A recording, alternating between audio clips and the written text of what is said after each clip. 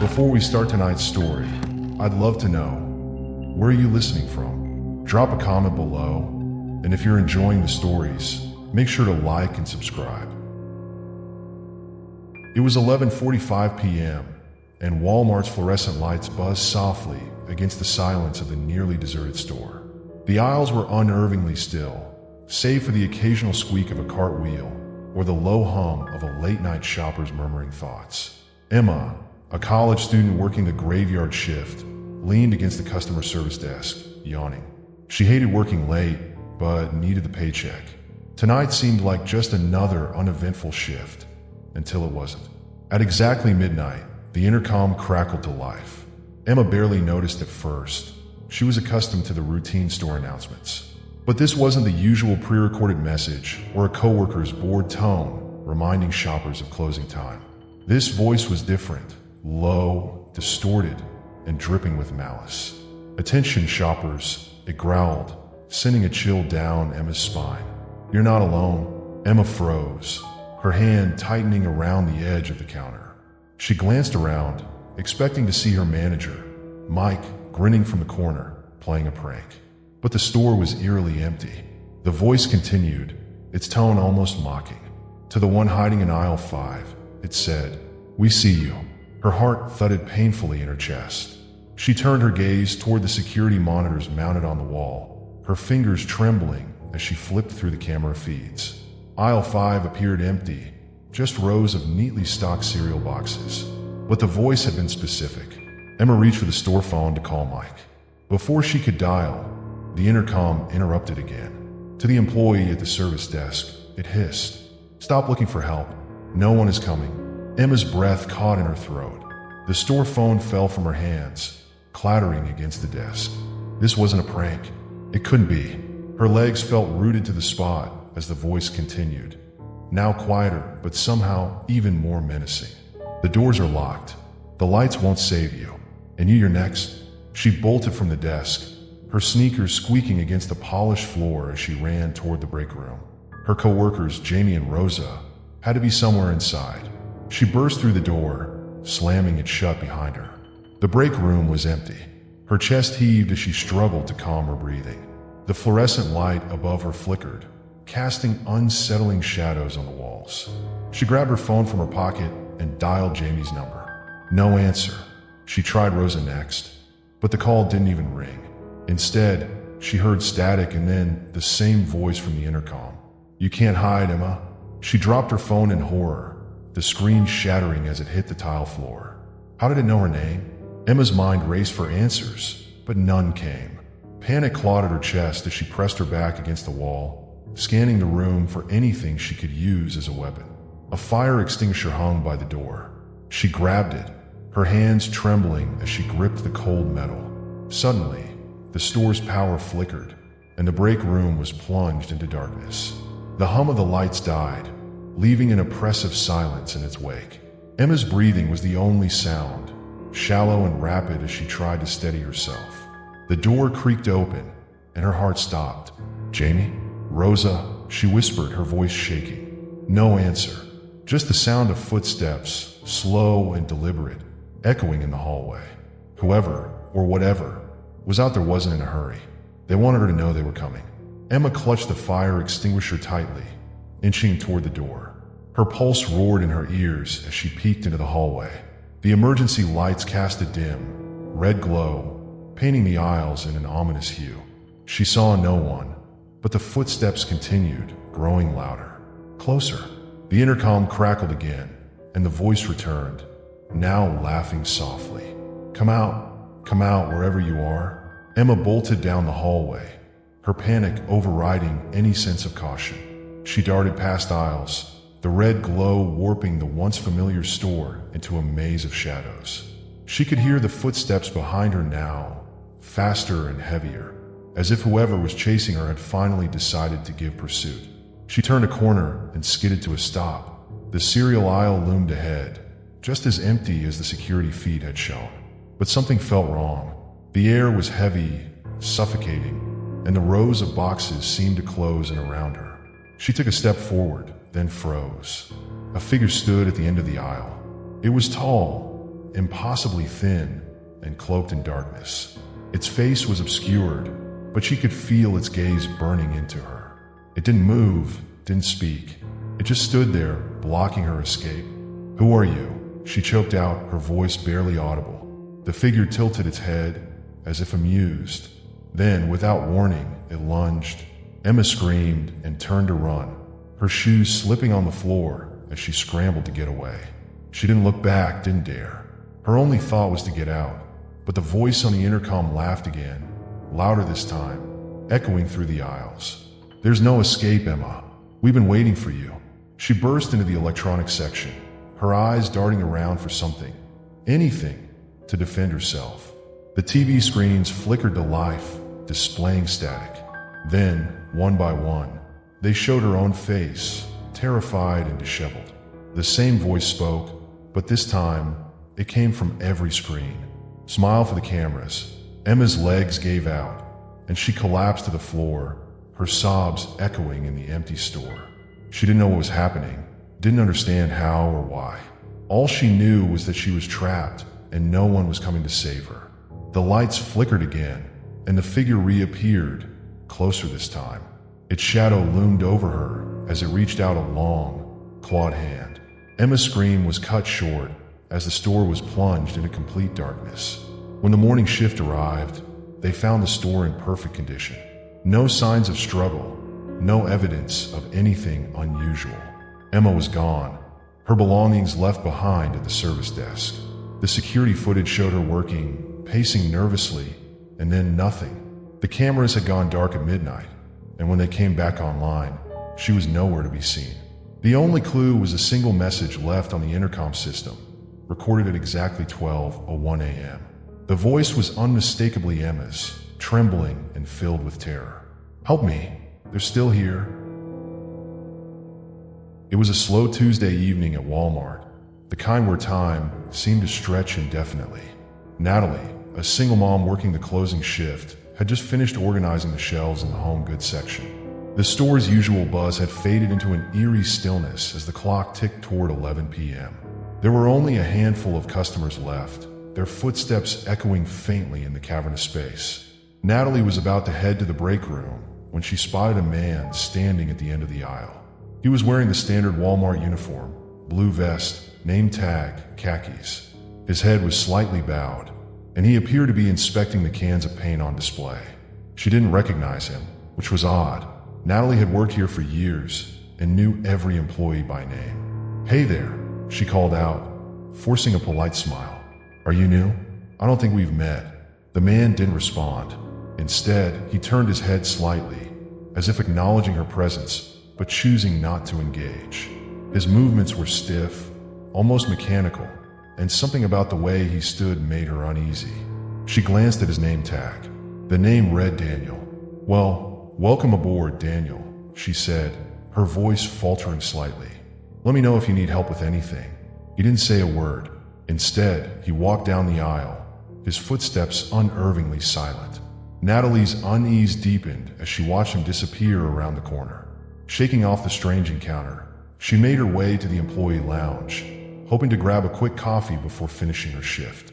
Inside, her coworker, Sam, was scrolling through his phone. "Hey, Sam," Natalie said, trying to sound casual. "Did we get a new hire? I just saw a guy named Daniel stocking shelves in home goods." Sam looked up, his brow furrowing. "Daniel," he repeated. "We haven't hired anyone new in weeks." "Are you sure?" Natalie's stomach dropped. "Yeah, I saw him. Blue vest, name tag, the whole thing." Sam shook his head. "There's no Daniel working here. Maybe it was a customer messing around."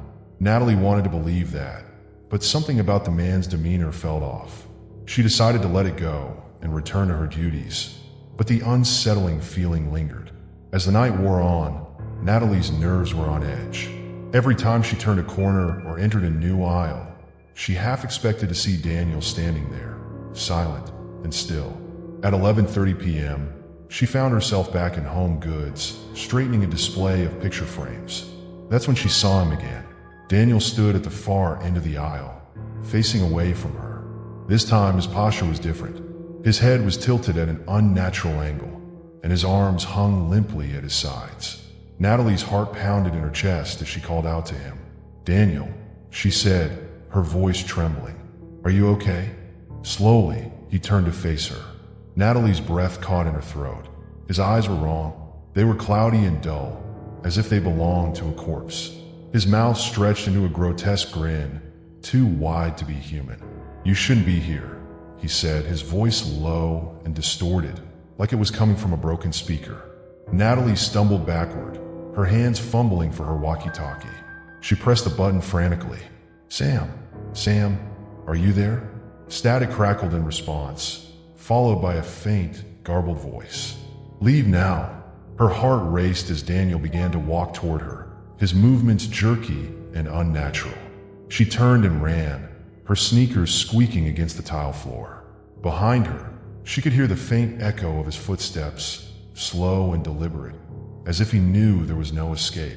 Natalie darted into the electronics section, hiding behind a display of televisions. She peeked out cautiously, but Daniel was nowhere to be seen. The store was deathly silent, the kind of silence that made her ears ring. She clutched her walkie-talkie, whispering into it desperately. "Sam, please answer me. Something's wrong. There's someone in the store." A chilling laugh echoed through the intercom system, sending shivers down her spine. "You can't hide," the voice taunted. "We see you." The televisions around her flickered to life, all displaying the same image, a grainy black and white feed of herself, crouched behind the display. Her own terrified face stared back at her, and in the corner of the screen, she saw Daniel. He was standing just behind her. Natalie screamed and spun around, but the aisle was empty. Her breathing was ragged as she stumbled backward, her mind racing. She had to get out. She had to escape. The emergency exit was her only chance. She sprinted toward it, ignoring the way the overhead lights flickered and dimmed as she passed. She could feel him behind her, his presence like a weight pressing down on her chest. The exit sign glowed faintly in the distance, a beacon of hope in the nightmare. Just as she reached the door, it slammed shut. Natalie yanked on the handle, but it wouldn't budge. She pounded on the metal, screaming for help, but her voice echoed uselessly in the empty store. "You can't leave," Daniel's voice whispered, directly in her ear. She spun around, but there was no one there. The lights above her buzzed and flickered, casting eerie shadows on the walls. The intercom crackled to life again, and this time, it wasn't Daniel's voice. It was Sam's. "Natalie, where are you?" he asked, his voice filled with panic. "I'm at the emergency exit," she cried. "Please help me." "He's here." "Who's there?" Sam asked. "Natalie, what are you talking about?" Before she could answer, the lights went out completely, plunging the store into darkness. Natalie's screams echoed through the aisles, followed by the sound of her footsteps fading into the distance. When the morning crew arrived, they found no sign of Natalie. Her vest was neatly folded on the customer service desk, her name tag resting on top. The security footage showed her wandering the store, calling out to someone who wasn't there. At precisely 11:59 p.m., the cameras went static and Natalie vanished. The police searched the store but found nothing. The only clue was a single name tag lying on the floor of the home goods aisle. It read Daniel. To this day, employees claim to hear faint whispers over the intercom during late shifts. Some even say they've seen a man in a blue vest standing at the end of an aisle, his face obscured by shadows. But when they approach, he's gone. And those who linger too long often hear the same chilling words. "You shouldn't be here." The Walmart toy section was a place of joy and color during the day. Children's laughter often filled the aisles as they marveled at dolls, action figures, and games. But at night, when the store was quiet, the toy section transformed into something far more sinister. Amy, a night shift employee, had always hated working in that part of the store. She couldn't explain it, but something about the toy section felt wrong. The air was colder there, and the shelves seemed to loom over her, as though they were watching. But Amy wasn't one to believe in ghost stories, even if every coworker had warned her about the incident that had happened years ago. It was 1 a.m. on a Thursday when Amy's manager, Greg, asked her to restock the toy section. She reluctantly grabbed a cart of new inventory and wheeled it toward the brightly colored aisles.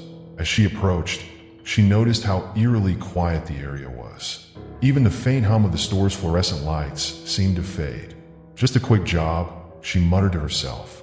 In and out, she started unpacking a box of dolls, placing them neatly on the shelves. That's when she heard it, a faint giggle. It wasn't the kind of laugh an adult would make. It was high-pitched, childlike. Amy froze, her heart pounding. She turned her head slowly, scanning the aisle. It was empty. "Hello," she called out, her voice trembling. "Is someone there?" The only response was the distant hum of the air conditioning. Amy shook her head and laughed nervously. "Get it together," she whispered. But as she turned back to the shelf, she saw it. One of the dolls she'd just placed was now lying on the floor, its glassy eyes staring up at her. Amy's chest tightened. She hadn't heard it fall, and the doll had been secure on the shelf. Swallowing hard, she bent down to pick it up. As her fingers brushed the doll's plastic skin, a cold draft swept through the aisle, sending a chill down her spine. Then the giggle came again. This time it was louder, closer. Amy dropped the doll and stood up, her eyes darting around. The giggle was followed by a faint, melodic tune. She recognized it immediately, the chiming song of a wind-up toy. But she hadn't unpacked any wind-up toys. Her hands trembled as she followed the sound. It led her deeper into the aisle, past rows of stuffed animals and board games. The tune grew louder, and she realized it was coming from a display of Jack-in-the-Boxes. The boxes sat in perfect rows, their colorful designs cheerful and inviting. But one of them was turning on its own, the crank spinning as though an invisible hand was winding it. "Nope," Amy said aloud, backing away. But her feet felt heavy, as if something was pulling her toward the box. She couldn't look away as the crank completed its final rotation. The lid burst open, and a clown popped out, its painted face grotesque and twisted. Amy screamed as the clown's eyes moved, locking onto hers. Suddenly, the entire aisle came to life. Dolls began laughing, their tiny voices overlapping in a cacophony of chaos. Toy cars rolled off the shelves, their wheels spinning furiously. Stuffed animals tumbled to the floor, their button eyes glinting in the dim light. Amy stumbled backward, her mind racing.